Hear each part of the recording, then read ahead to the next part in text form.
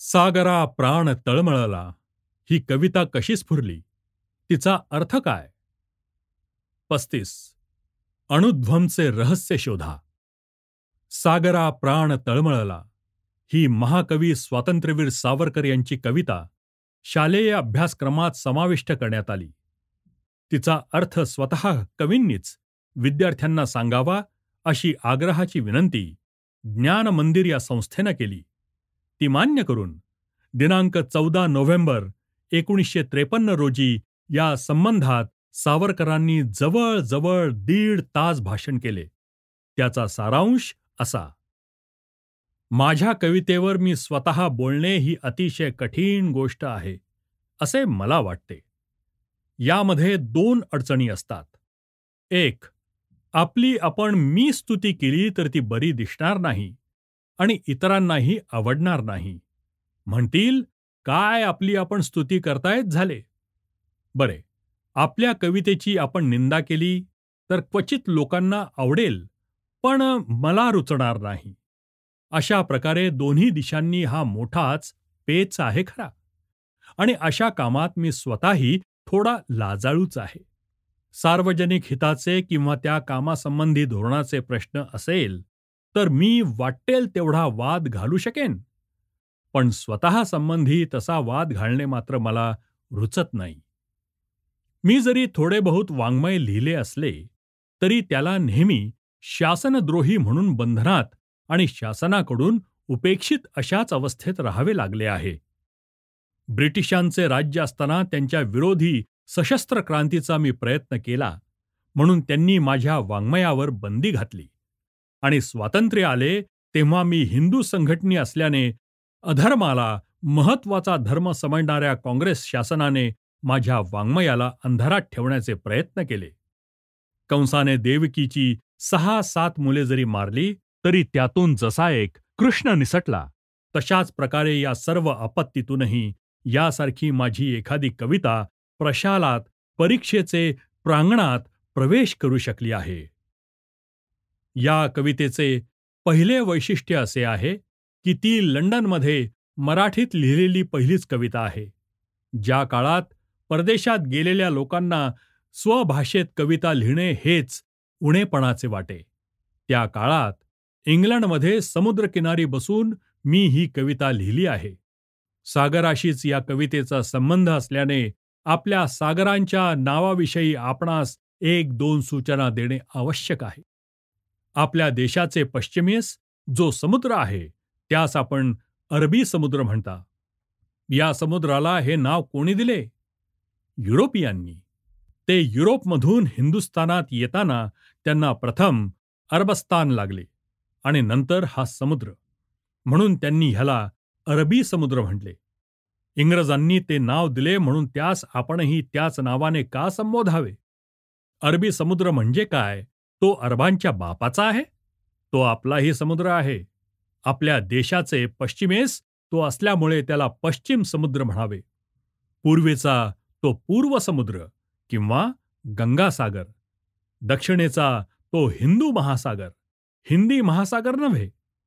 एखाद्या घरात घुशी, उंदीर, झुरळे, मुंग्या आदी प्राणी जरी राहत असले तरी ते घर त्यांचे नव्हे, तर ते त्या घरधन्याचे ज्याप्रमाणे असते त्याप्रमाणे या देशात जरी कितीही इतर लोक असले तरी देश हिंदूंचाच आहे.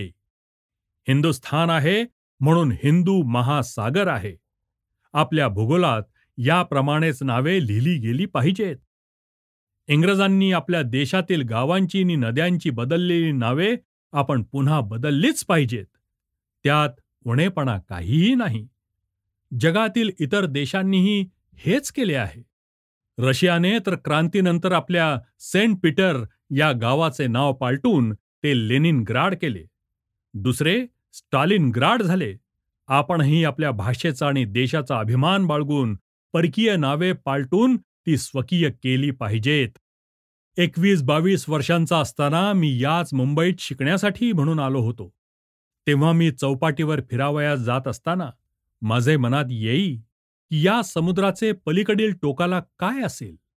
त्यावेळीही आमची अभिनव भारत ही गुप्त संस्था होती. तिचे कार्य चालू होते आणि त्याच कार्याचे पूर्णत्वासाठी माझ्या मनात असे येई की आपण परदेशात जावे.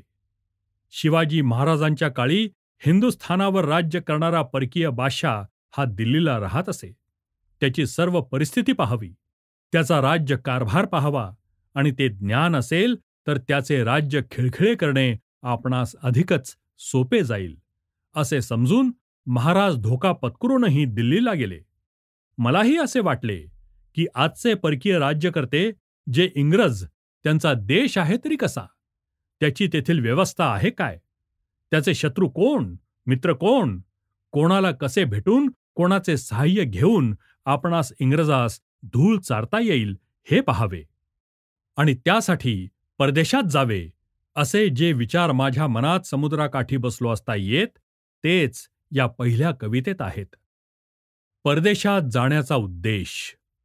त्यावेळच्या परदेश गमनात माझा दुसरा मुख्य हेतू म्हणजे हातबॉम्ब विद्या शिकून ती भारतात आणणे हा होता.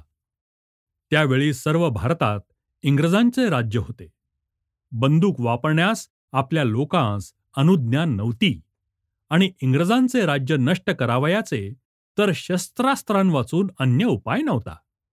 त्यावेळी तर रशियात क्रांतिकारकांकडून हातबॉम्ब वापरले जात.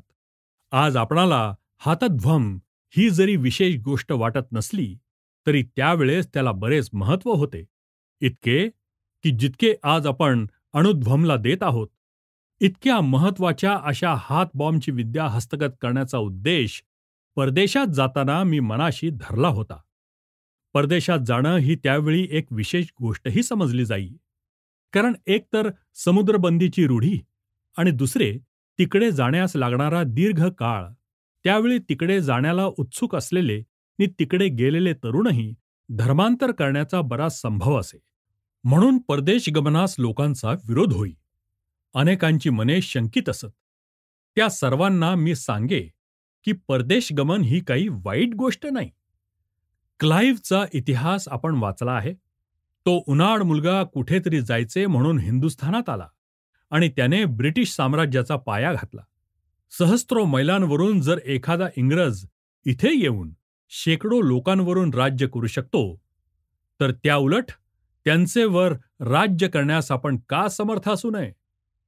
अशा विचारांनी माझ्या समवयस्कांना आणि इतरांनाही माझा परदेश प्रवासाचा हेतू मी पटवीत असे आणि परदेश गमनामुळे होणारा विरह सहन करण्याचे मनोधैर्य उत्पन्न करीत असे. काहींना वाटत असे की मी बॅरिस्टर होऊन येईन आणि सुखात राहण्यास समर्थ होईन. अशा परिस्थितीचे वर्णन जगत अनुभव योगे येईन त्वरे कथुनी असे केले आहे. पण दुर्दैवाने म्हणा किंवा कसेही म्हणा, येईन त्वरे हे माझे म्हणणे काही खरे होऊ शकले नाही.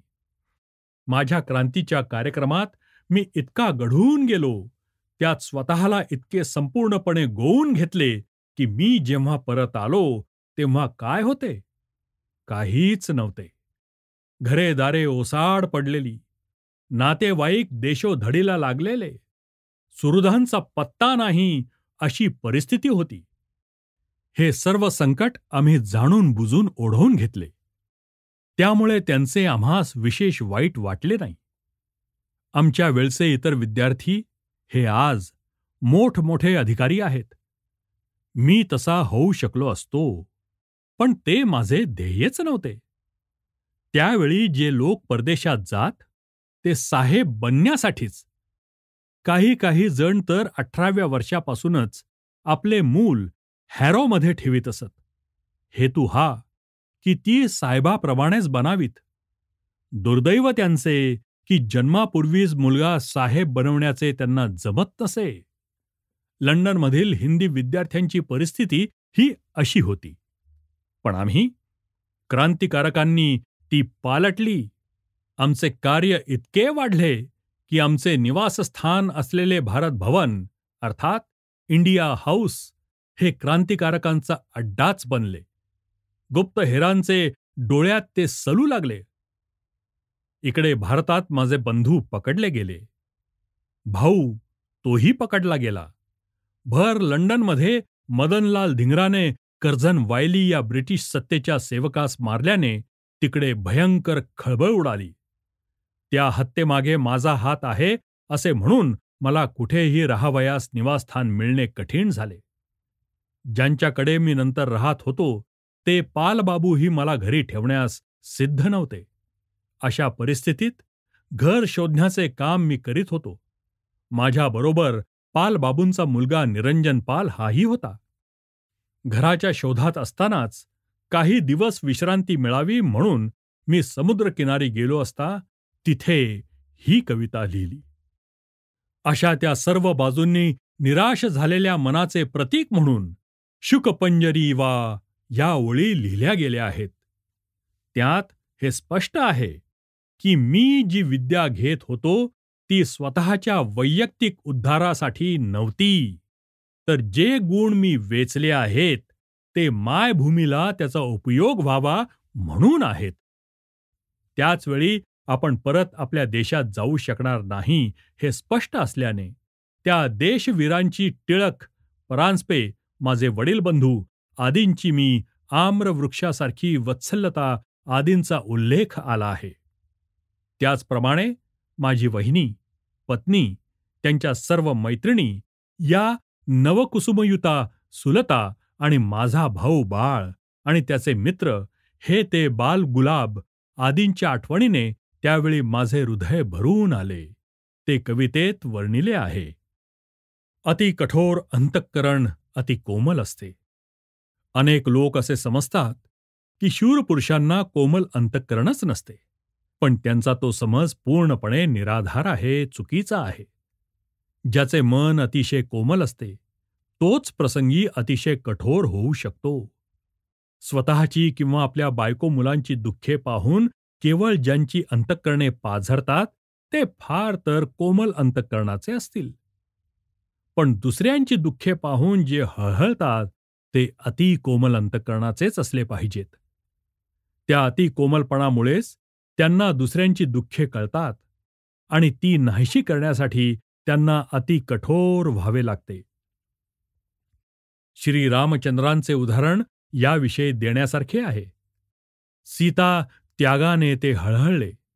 झाडांना, पशुपक्ष्यांना भेटेल त्याला त्यांनी सीता कुठे आहे म्हणून विचारून अकांत केला. त्या ठिकाणी त्याचे अतिकोमल अंतःकरण दिसते.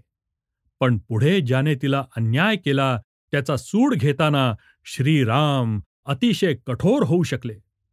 कर्तव्य नि सीता ही एक होती तोपर्यंत त्यांची वृत्ती पहा, पण कर्तव्य की सीता हा प्रश्न पुढे आल्यावर त्याच श्रीरामांना सीतेकरिता ढळढळा रडणाऱ्या त्या श्रीरामचंद्रांना कर्तव्यासाठी सीता त्याग करताना अति कठोर व्हावे लागले. अति कोमल अंतःकरणाचेच लोक अति कठोर होऊ शकतात आणि अति कठोर अंतःकरणाचेच लोक अति कोमलही असू शकतात. अंतःकरणाच्या या अशा अति कोमल भावनेचे वेळीच आम्रवृक्ष वत्सलता आदी ओळी लिहिल्या.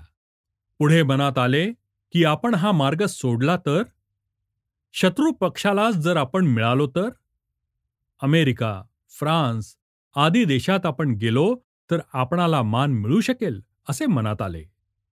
आज नाही का श्री खान खोज्यांसारखे क्रांतिकारक शेतकी प्रमुख म्हणून परदेशात आहेत. मलाही तसे काही मिळाले असते, पण तो विचार मनाला पटेना. याच विचारांचे द्योतक म्हणजे नभिक नक्षत्रे बहुत एक आदी ओळी आहेत. नंतर मनात आले की सागर आपणास घरी नेत नाही, तो आपणाकडे पाहून केवळ उपहासाने हसतोय.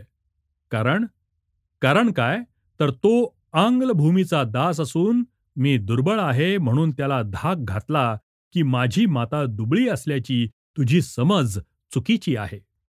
त्यासाठी मी त्याला आठवण दिली की माझ्या मातेचा सुपुत्र जो अगस्ती, ज्याने तुला एका आचमनात गिळंकृत केले, त्याला मी ही गोष्ट सांगेन. आणि आश्चर्य पहा की माझा तो धाक आज खराच ठरला असून तो पाहण्यास मी जिवंत आहे. ज्या इंग्रजाला भिवून हा सागर मला पाठीवरून येथे आणीत नव्हता, त्या इंग्रजांचे राज्य नामशेष झाले आहे. माझा देश आज स्वतंत्र झाला आहे. स्वतंत्र देशाच्या रणतरी त्याच्यावर फिरत आहेत. मला आता केव्हा असेही वाटते की या स्वतंत्र झालेल्या परिस्थितीत पुन्हा आपण त्याच समुद्राचे काठी बसावे आणि सागराला हे सर्व सांगावे. पण विद्यार्थ्यांनो, यापुढचे उत्तरदायित्व तुमचे आहे. हे स्वातंत्र्य रक्षणे हे कार्य तुमच्या पिढीचे आहे. 3/4 भारत स्वतंत्र आहे, तो संपूर्ण स्वतंत्र करून जगातील मोठ्या 3 राष्ट्रांबरोबर अर्थात बिग 3 बरोबर तुमचे राष्ट्रही बसले पाहिजे. ते आज का बसत नाही? तुमच्यापाशी काय उणे आहे? लोकसंख्या? नाही, ती भरपूर आहे. क्षेत्रफळ पुष्कळ आहे. तत्वज्ञान विपुल आहे. पण नाही काय तर सैनिकी सामर्थ्य. मोठ्या तिघांपाशी अणुध्वम अर्थात ॲटम बॉम्ब आहे. तो तुमच्यापाशी नाही. त्यासाठी तुम्ही परिश्रम करा. रशिया, अमेरिका जर एकमेकांची अणुगुपिते चोरीत आहेत, तर ज्या तुमच्या पूर्वज क्रांतिकारकांनी हात बॉम्ब चोरून सिद्ध केले, त्या त्यांच्या पुत्र व पौत्रांचे पिढीने अणुध्वंसे सिद्धांत का मिळवू नयेत? तिकडे जरा तुम्ही लक्ष द्या. त्यासाठी सैनिक व्हा. त्यातच कविता शिकल्याचे सार्थक. हिंदू साप्ताहिक, कार्तिक वद्य तृतीया, शालिवाहन शके 1875.